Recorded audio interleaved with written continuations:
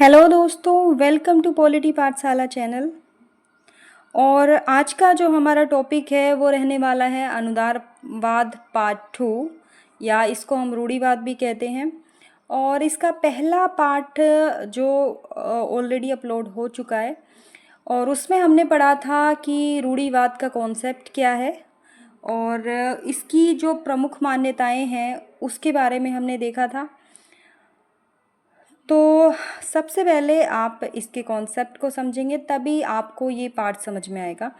तो आज हम पढ़ने वाले हैं कि अनुदारवाद का विकास किस तरीके से हुआ, और इसके जो फेमस थिंकर रहे हैं उनके बारे में आज की इस वीडियो में हम देखने वाले हैं। तो पढ़ते हैं हम कि इसका विकास किस तरीके से होता है। तो 1680 में एक रॉबर्ट फिल्मर की एक बुक आती है, पैट्रियार्का जो बुक थी ये राजतंत्र और रूढ़िवाद के समर्थन में थी। तो बेसिकली इसका जो कॉन्सेप्ट निकला है वो निकला है ब्रिटेन से। तो ब्रिटेन में आप सबको पता है कि पहले जो है ब्रिटेन में राजतंत्र हुआ करता था। हालांकि आज तो वहाँ पे पार्लियामेंट्री सिस्टम है, लेकिन पहले वहाँ पे राजतंत्र हुआ करता था। तो कुछ ऐसे लोग, अब राजतंत्र क्या था? राजतंत्र एक पुरानी व्यवस्था थी। अगर आप हमारे देश में देखो तो हमारे देश में भी राजशाही थी पहले, तो बहुत छोटी छोटी रियासतें थीं, लेकिन फिर उसके बाद जो है हमें ज़रूरत, फिर देश आज़ाद हुआ और उसके बाद जो है पूरे सभी रियासतों को मिला के जो है भारत बना दिया गया, एक देश बना दिया गया।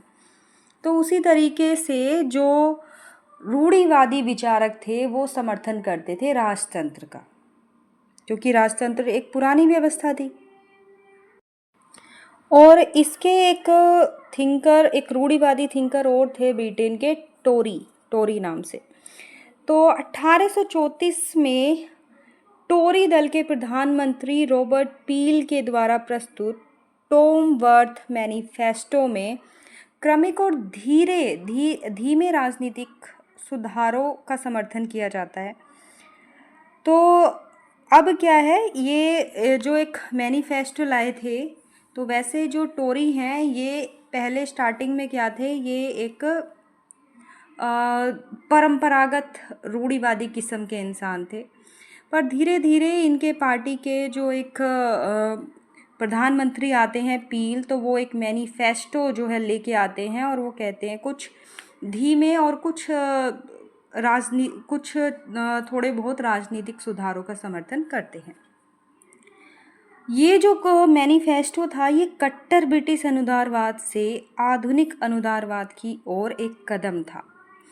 तो पिछली वीडियो में, इससे पहली जो वीडियो है उसमें हमने पढ़ा था कि जो रूढ़िवादी होते हैं वो भी दो किस्म के होते हैं, एक तो परंपरागत रूढ़िवादी और दूसरे आधुनिक रूढ़िवादी। तो परंपरागत रूढ़िवादी भी आधुनिक रूढ़िवादियों में बदल सकते हैं जब वो कुछ परिवर्तनों का अगर वो समर्थन करने लगे, तो वो क्या है, धीरे धीरे परंपरागत रूढ़िवाद से जो है आधुनिक रूढ़िवाद की तरफ बढ़ने लगेंगे। तो यहाँ पे वैसा ही होता है। और ये जो टोरी का जो ये दल था, ये अनुदारवादी बाद में ये एक अनुदारवादी पार्टी में परिवर्तित हो गया। और आज की ब्रिटेन की एक जो है मुख्य मेन पार्टी भी है ये। 1950 के दशक के बाद से यूएसए में रिपब्लिकन पार्टी अनुदारवादी विचारधारा की समर्थक मानी जाती है। तो यूएसए की जो रिपब्लिकन पार्टी है, जो ट्रंप की पार्टी है, आज यूएसए में जो ट्रंप की सरकार है वो रिपब्लिकन पार्टी से है। तो वो क्या है, एक रूढ़िवादी विचारधारा की समर्थक मानी जाती है।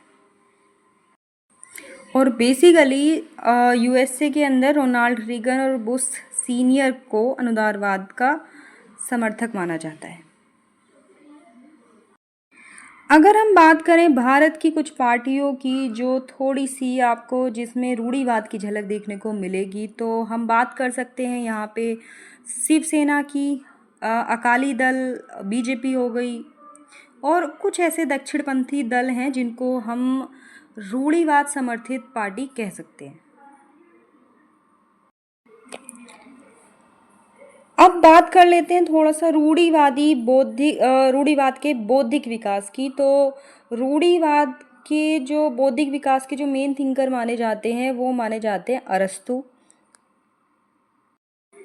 अरस्तु जो है ये एक यूनानी दार्शनिक थे और इनके विचारों में हमें रूढ़िवाद की झलक देखने को मिलती है। तो सबसे पहले रूढ़िवाद की झलक किस थिंकर के विचारों में देखने को मिलती है, तो वो है अरस्तु। अब देख लेते हैं थोड़े से आधुनिक ब्रिटिश रूढ़िवादी।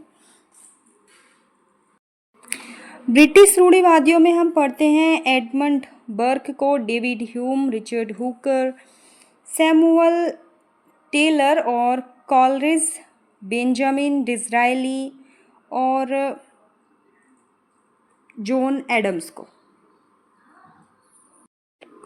तो इनमें से जो है हम कुछ ही थिंकर्स के बारे में डिटेल में पढ़ेंगे जो कि ज़्यादा इम्पॉर्टेंट है हमारे एग्ज़ाम पॉइंट ऑफ व्यू से।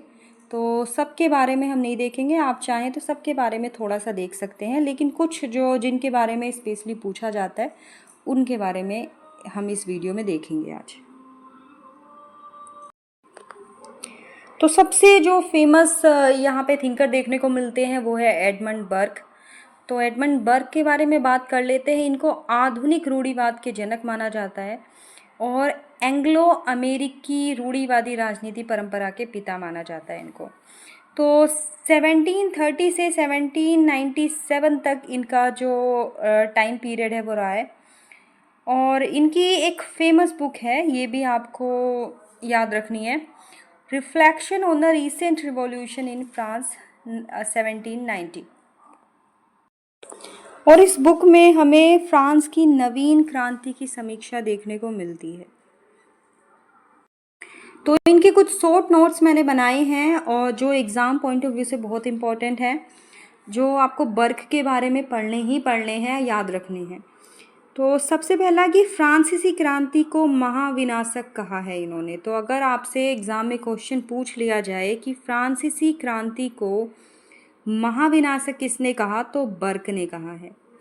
प्राकृतिक अधिकारों को झूठे अधिकार व कपोल कल्पनाएं कहा है इन्होंने। निजी संपत्ति के अधिकार के समर्थक हैं ये। और कुलीन तंत्र के हिमायती। तो हमने पढ़ा था कि जो अनुदारवादी हैं या रूढ़िवादी हैं वो लोग क्या करते हैं, वो निजी संपत्ति का समर्थन करते हैं और कुलीन तंत्र के हिमायती होते हैं, जो हमने इससे पहली वाली इसके पार्ट 1 में हमने पढ़ रखा है।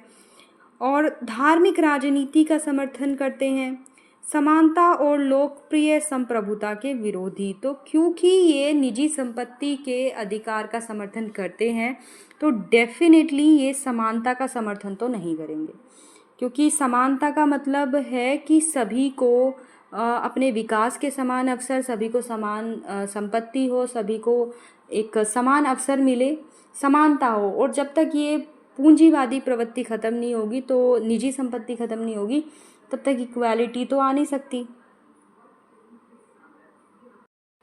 इसके बाद इनके कुछ फेमस कोट हैं जो आप याद रख सकते हैं। जिस समाज में सुधार के साधन नहीं पाए जाते उसमें संरक्षण के साधन भी नहीं पाए जाते। ये कोटेशन है बर्क की। संरक्षण की प्रवृत्ति व सुधार की क्षमता, इन दोनों का सहयोग राजनेता का आदर्श होना चाहिए। सामाजिक निर्माण के लिए पूरे समाज की सूझबूझ आवश्यक होती है। व्यक्ति के तथाकथित विवेक व बुद्धि पर भरोसा नहीं किया जा सकता। तो ये कहते हैं कि समाज के लिए अगर आप सामाजिक निर्माण करना चाहते हो तो उसमें पूरे समाज की सूझबूझ आवश्यक होती है। किसी एक व्यक्ति के विवेक और बुद्धि पर भरोसा नहीं कर सकते। यानी कि अगर आपके पास मैक्सिमम पॉपुलेशन ऐसी है जो कि कुछ खास समझदार नहीं है, लेकिन और उनमें से एक व्यक्ति ऐसा है जो ज़्यादा समझदार है और जो तार्किक तरीके से अपनी कोई बात रख रहा है, तो उसकी बात को वहाँ इम्पोर्टेंस नहीं दी जाएगी।